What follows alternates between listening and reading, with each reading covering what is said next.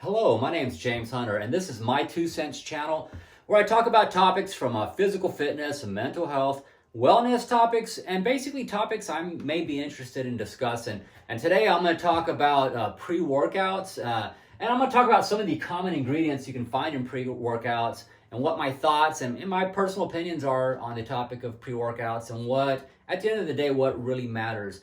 I got some messages on Instagram, also on Facebook from individuals, and they'll ask me, hey James, what do you think about pre-workouts? Which one should I get?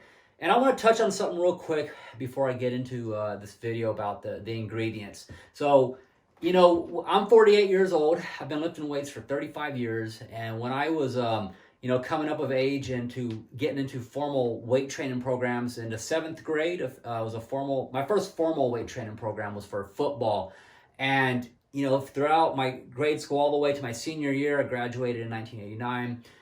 From early 80s all the way up to about that period, I lifted weights for sports, football, track and field, off season, and so on. And then later I continued weight training throughout my entire life just because I've always had a passion for fitness and staying in shape. So the point of bringing that up is that back in the 80s, early 80s, late 70s, early 80s, up till, I guess pre-workouts have been around for at least 10 or more years. I don't know the exact math on that, but it's fairly recent in history, this whole pre-workout concoctions you can buy. So when I was, coming up of age, there was no pre-workout concoction, there wasn't, creatine monohydrate. I remember that in about 1991. I'm going to talk about that here in a little bit more specifically. So all I really had, now that I think about it, was coffee. And yeah, there's research on the benefits of coffee helping to reduce fatigue. It can help performance and so on. So if anything, if you want to think of it like a pre-workout type of a situation, it'd be coffee. My family drank coffee, so when I had to get up early in the morning to get to school before first period athletics, we actually would start at 7, so I had to be there about 6:30ish. And so we would work out 2 hours before we even, started the rest of the school day. So coffee was about it. And as a teenager, was I thinking that, directly, oh, this is my pre-workout? No, but I definitely made a connection. I knew that when I drank that coffee, it made a heck of a difference in terms of, how my workouts would go and just my alertness and so on. So I want to say this too about pre-workouts and people's mindset and attitude. I personally believe that your own intrinsic personal motivation to want to get in the gym and work out, that's got to be number one first, period. Whether you have a pre-workout, concoction supplements and any of that aside, I've always, when I was young, I was excited. I wanted to go to the gym. I wanted to work out, and having intensity within your workout, that's about you. That's what you're going to bring to that workout. I see people, they'll take a pre-workout, but they don't do shit in the gym. They half-ass it, if you even get anything of a workout, if you want to call it that. So the pre-workout really is a tool. It's going to enhance what you already are going to bring to your workouts. So let's get right into it, okay? I listed 8 things that you'll commonly see, or 8 ingredients, rather, that you'll commonly see in the pre-workout concoctions you can buy. There's different brand names. There's a few out there that have been around for a while, some more recent. A lot of the bodybuilders, if you will have their version of a pre-workout and so on. And then you have just your brand name supplement companies will do their version of a pre-workout.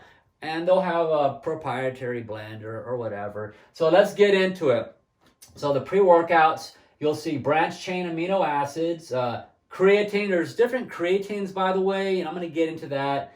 You'll see caffeine, beta-alanine, citrulline, L-carnitine, glutamine, and niacin, or B3. So you'll see a lot of these ingredients thrown into a pre-workout type of supplement you can buy. And a lot of it is because, the market, in my opinion, they just want you to feel like you're getting more bang for your buck.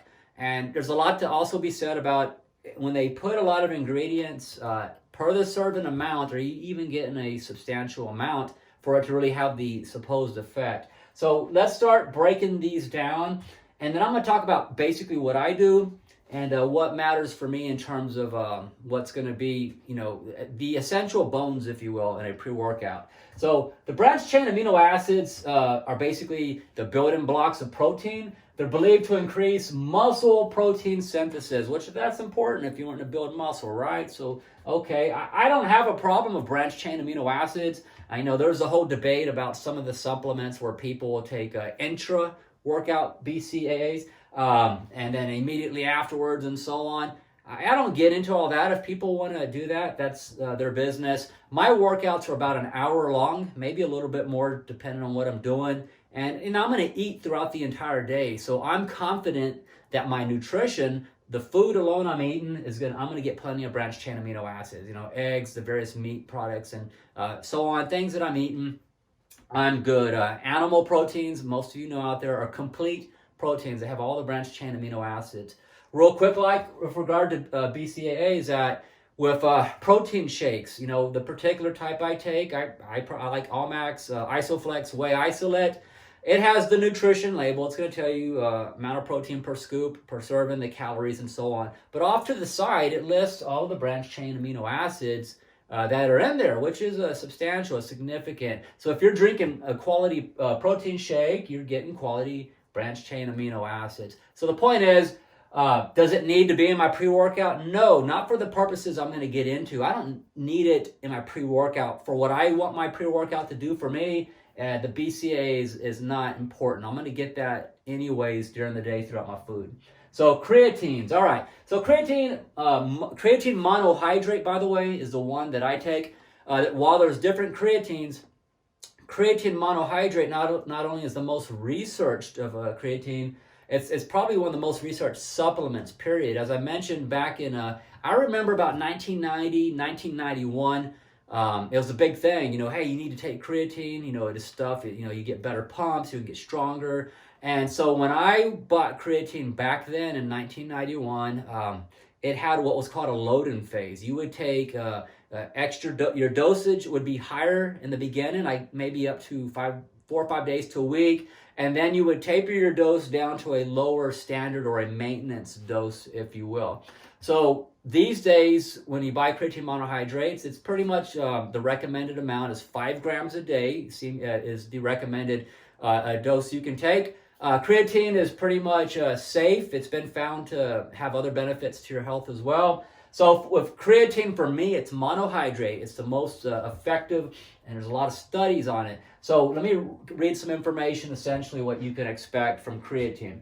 It helps produce energy and supports function of the muscle cells. Supplementing creatine has been shown to increase the concentration of creatine in the muscle, increases power output, and increases lean body mass.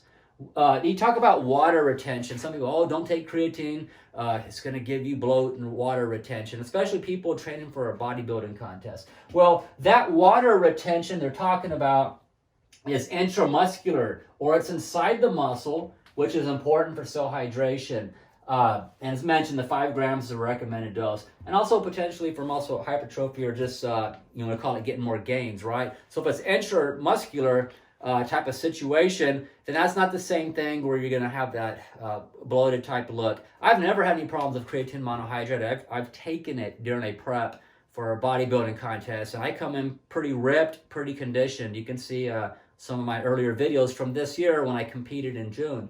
All right, so creatine monohydrate definitely is one of the ones I want in my pre-workout, okay? Because it's going to accomplish a lot of things that some of these other ingredients are purporting to do as well. So it's kind of like some of these other ingredients, while they are going to claim certain benefits, those benefits are already being taken care of by the creatine monohydrate, okay? All right, so number 3, and I lumped this one, I connected it here together. Caffeine, definitely I want caffeine in my pre-workout, okay? And caffeine, essentially what you're looking at is its stimulatory effects. That's why it's in there, these pre-workouts, okay? Stimulatory effects, energy drink, same thing, a lot of caffeine. These stimulatory effects. So research has shown that caffeine can increase endurance, power output, sound familiar? Just like the creatine monohydrate, but for different reasons. The stimulatory effects, gives you more of that, you feel like you have more energy, less decrease in fatigue because of the stimulatory effect. So power output. Also, interestingly, is the fat oxidation is you benefit from more fat oxidation and your reaction time. Reaction time is good for sports, but also for working out too. So reaction time is very important. So just these two at a minimum is all I really care to have, is for the purpose of if I want to enhance my ability to get more volume, more power output, more endurance, a decrease in fatigue, a higher threshold, if you will, before I fatigue. With the creatine monohydrate, I think about lactic acid threshold. That could be a different video to discuss, and how ATP and all that. So that lactic acid threshold can be higher before you can go more before you fatigue, basically. So the creatine monohydrate is going to help with that situation. Having the stimulatory effects from the caffeine, well, yeah, that's gonna help as well too. So you got two things working to the same kind of towards the same goal, if you will, but through different mechanisms that are helping that situation. So creatine and caffeine, definitely, that's what I want. Okay, so I'm going to talk about how much some of these pre-workouts cost as part of this video, and where I'm kind of going with this in terms of how you can really accomplish the purpose of what I view a pre-workout for a very small amount of money. Okay, all right. So let's get into these other ingredients that you're going to see in some of the pre-workouts. So beta-alanine is an amino acid believed to act like a muscle buffer, leading to increased muscle endurance and decreased fatigue. It's also responsible for a tingly feeling. I've taken some pre-workouts that had beta-alanine, and yeah, you'll feel that tingly feeling, and like, oh wow, something's happening, right? It's kind of like that. It's kind of like a reinforcing type of thing, because you feel like, hey, this is doing something for me, right? So you will feel a tingly feeling. Now, it does help decrease. It's reported to help decrease fatigue, and it's going to help with increased muscle endurance. Well, guess what? That's great, but you know what? Creatine monohydrate and caffeine are going to help with that already, okay? So that's already being accomplished up here with creatine monohydrate and caffeine. So number 5, citrulline is also another amino acid. When consumed, it's converted to L-arginine, which leads to higher increases of circulating L-arginine levels than just arginine consumed alone. So it's been shown to have cardiovascular health benefits, as well as increased blood flow, training volume, and endurance. And I've seen L-arginine put into other supplements like Mass Builder and any other number of supplements claiming to do certain things for you. So L-arginine's been a studied one of these amino acids rather that's been studied and had claims for exercise benefits, working out, and so on. So I have no problem with this necessarily either, but do I need it in my pre-workout? I'm already getting a lot of benefit already from the creatine monohydrate and the caffeine. As far as the cardiovascular health benefits and increased blood flow and those benefits right there, the point is with exercise, if you're doing part of your modality and training involves something aerobic in nature, where you're getting your heart rate up, breathing more, and you're doing some other type of cardiovascular training, in addition to your strength training and weightlifting, your exercise program in and of itself, the long-term benefits or chronic adaptations, if you will, is that you're going to have increased circulation and blood flow. It's going to benefit your cardiovascular health, independent of whether you are taking this amino acid, citrulline, or not. So for me, my long-term goal is that I'm going to achieve cardiovascular health, improve circulation, and benefits to my heart, independent of something I have to put in my body. My overall approach towards nutrition, my overall stimulation on the body, if you will, exercising, that's what's going to achieve for me having increased blood flow, and that happens anyways when you exercise. Okay, there was a time, believe it or not, when people lost fat, built muscle, got in shape, improved circulation, blood flow, the whole 9 yards, long before any of this stuff was around. So I just want people to remember that. So this is I have nothing against it necessarily. If that's something people want to, if they want to experiment with this, and if that's a good situation for you, more power to you. But again, just to keep it simple for myself, for my pre-workout, I'm already getting a lot of benefit up here with the creatine, monohydrate, and caffeine. That doesn't need to be in my pre-workout. These are not deal breakers for me. So if I don't see that in there, I'm not worried about it. So yeah, these two right here, beta-alanine and citrulline, are also their amino acids as well. So okay, let's come down to 6, 7, and 8, which I kind of drew this line, kind of indicating them all together. So L-carnitine, you'll see that on energy drinks like Monster Energy Drink. You're going to see it in other supplements. So when you think of L-carnitine, you think of like, oh, it's kind of like a fat burner, if you will. But let's talk more about that.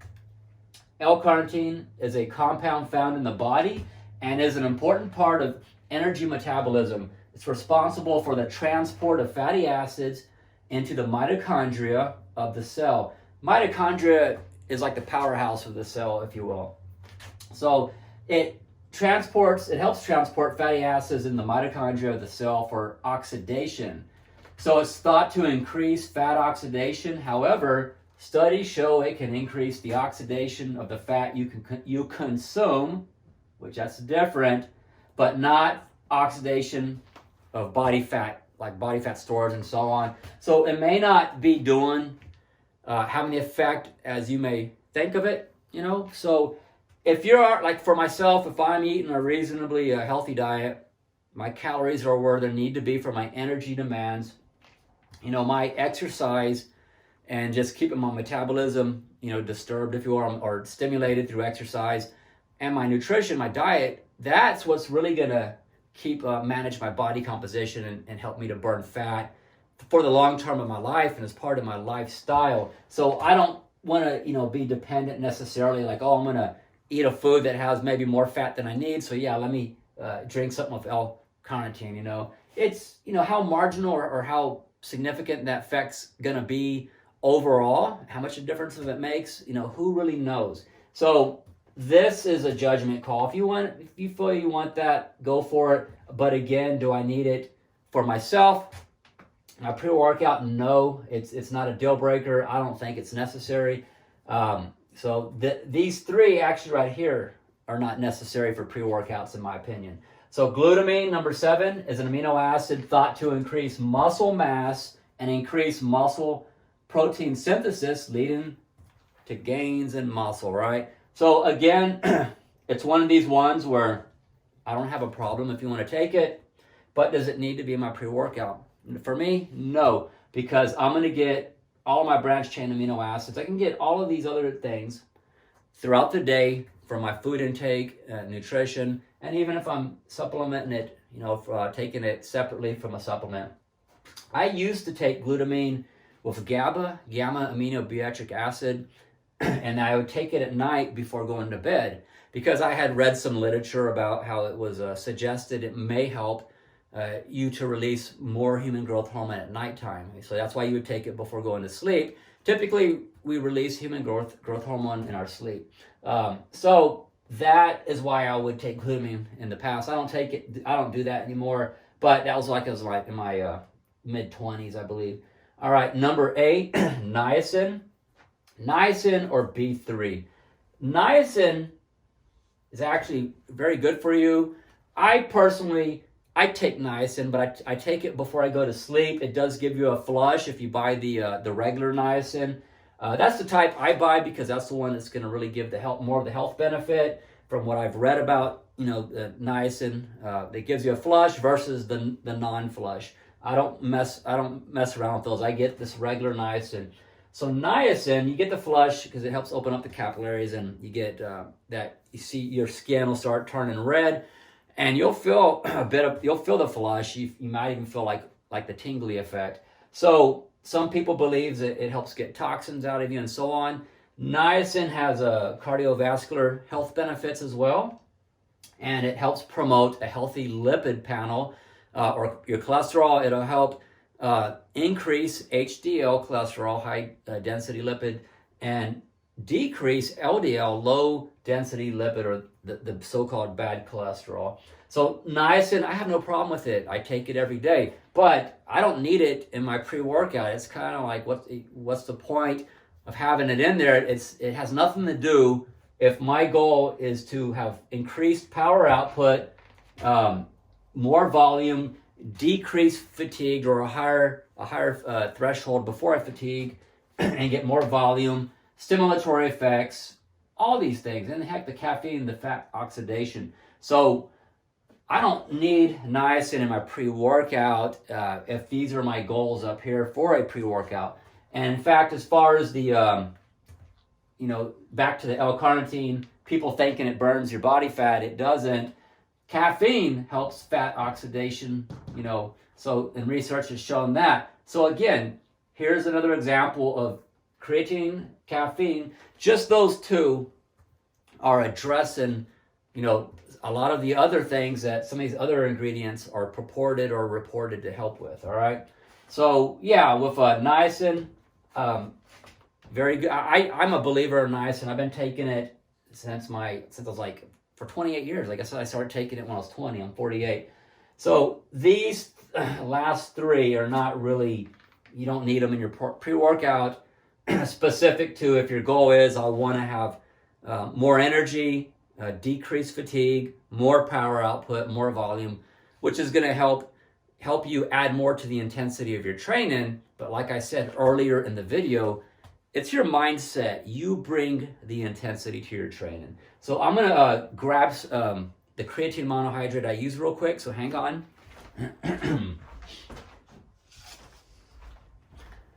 And I need to get a drink real quick. My voice is getting a little dry. Excuse me. Making these videos and talking. It's kind of cold in South Texas right now. It's been fluctuating between 35 degrees to about 45 degrees. So you people up north, I know that's probably nothing, but it's the change in the weather, and then I worked out earlier, and then the talk and your voice, your throat can get dry rather. So let's talk about the pre-workouts again.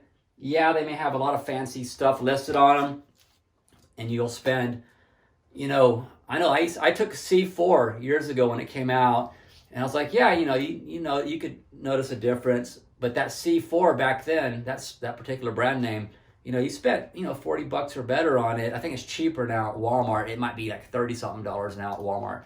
But a lot of these other brand names can be $40 to $50, even some as much as $60, depending on, whoever it is, whatever brand you're going to spend your money on. And yeah, you'll see they may have a blend of creatines or claiming different type of effects. You'll see the branched chain amino acids in some of them, and then again, the beta-alanine. You'll feel the tingly effect.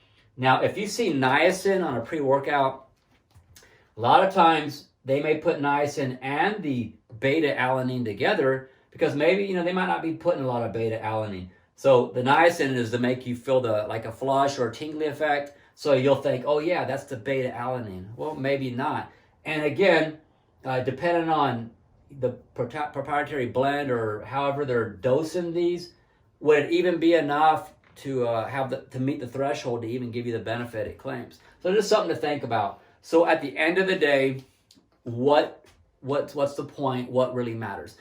If your goal of a pre-workout is to help add something to the intensity of your workout, because yeah, let's face it, at the end of the day, you can eat the best food in the world as far as your diet. You can have your macros perfect. You can be taking the best supplements and so on.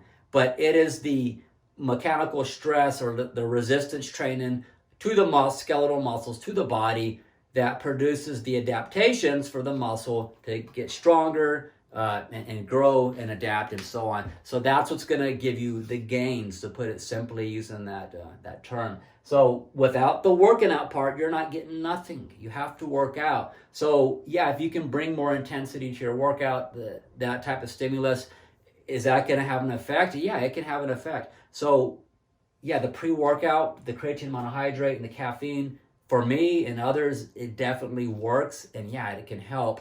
But this, whether you have it or not, you have to have the mindset, and you got to bring that to your workout. The pre-workout's not going to give that to you, but it can be a tool and it can be used. Even when I haven't had a pre-workout type of situation, I remember I went 30 days with no caffeine just to do it, just to see what that would be like with my body. And, you know, I was able to do it. I went 30 days, no caffeine, no coffee, no caffeine from any products. And I was just pretty much drink like a vitamin water maybe, no sugar in it, stuff like that. And I was able to get very good workouts in. I know I didn't lose strength, nothing like that. I just, you know, had my food, my diet, and so on. And I was able to do it. So that was because of my mindset. I went to the gym to do my workouts with a mission, if you will, a goal. I had something to accomplish and do that. So when I said, okay, I'm going to start drinking my coffee again in the morning and then taking my creatine monohydrate, yeah, of course, yeah, I felt a difference. There's nothing wrong with using stuff responsibly. So I'm not trying to plug any particular brand, but this is my creatine monohydrate I take. It's the GNC Pro Performance. I'll put it close to see if you can see it there. GNC Pro Performance. Now this is very inexpensive. I mean, $13, maybe the tax close to $14. It's not a lot of money. It's 5,000 milligrams basically creatine monohydrate, or it's 5 grams per serving is what you want per day, a heaping teaspoon. Now this canister right here, it says servings per container is 50 servings. Okay, so think about that. So for me, I just need, I work out once a day. So when I do my weight training, I'm going to get 1 heaping scoop, 5 grams.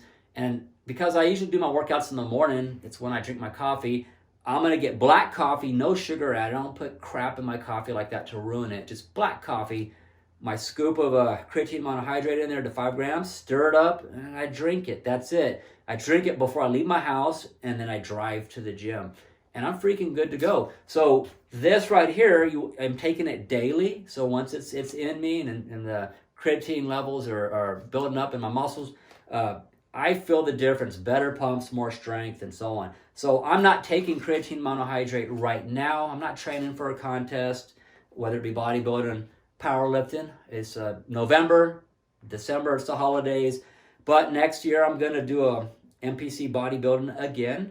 And I may pick a powerlifting meet next year too. So for my training, I'll take the creatine monohydrate on a daily basis. I don't take any particular supplement 12 months out of the year. Protein shakes, the same thing. I take them during my contest prep, a few months before the bodybuilding contest, just, you know, because I'm on a low-calorie diet to begin with, so the protein shakes help.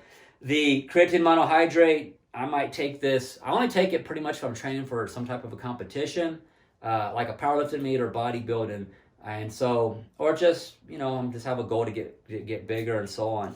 So this right here, do the math. So if it's about, maybe if the tax up around the $14 range or $12 to $14 range, then, and it's 50 servings. So for me, that's 50 days.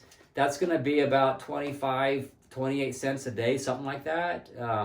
And coffee don't cost almost nothing. Coffee's inexpensive.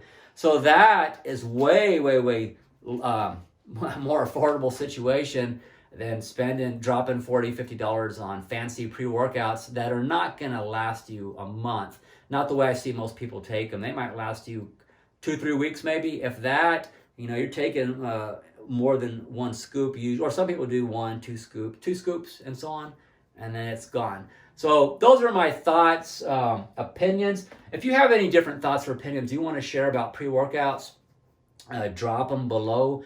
I appreciate it if you subscribe to my channel. I'll be making more videos of different types of a variety of content, if you will, from physical fitness, mental health, wellness type of issues, and just other topics that I may be interested in discussing, like this one today about the pre-workout. If you have any suggestions of a video that you would like me to make on a different subject, then please drop it below. I'd be glad to hear from you. And if you felt that this video was maybe got you to think and you like it, like the video. And if you have a different opinion, that's fine too. I want to hear from you below. Until I make another video, take care and have a nice day.